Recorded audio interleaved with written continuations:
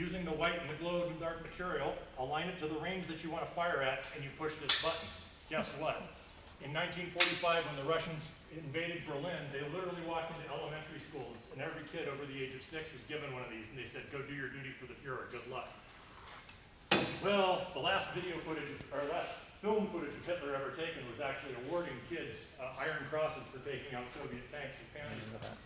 Behind you, you've got the OT-10, or the 251 half-track. These were almost exclusively issued to the SS, despite the fact that that one has a Wehrmacht license plate on it.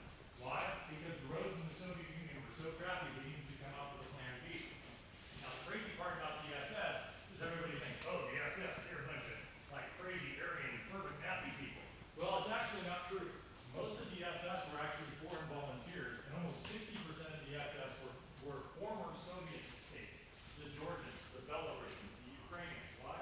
Because the Soviets were killing more of their own people than the Nazis were. When the Germans invaded, they went, oh, the Soviets suck. And so they all ended up joining up. In fact, Romania was almost 100% Nazi sympathetic. So the SS was actually made mostly of foreign volunteers, contrary to what they show you on the news, and they rode around in hoopies like that. Speaking of riding around in hoopies like that, over here we've got the BMW R75.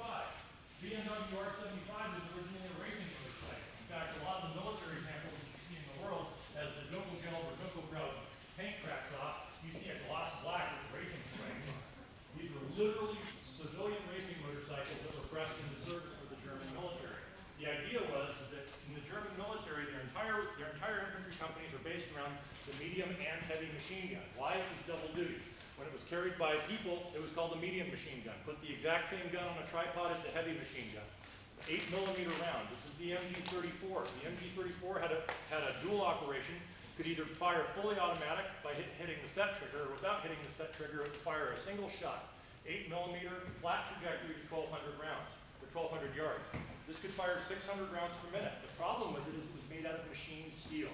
The tolerances on this, in order to be able to get it to fire that far out, were incredibly, incredibly tight. Now, what happened when they brought these things into Russia? They dug trench lines and it snowed overnight. These guys have had these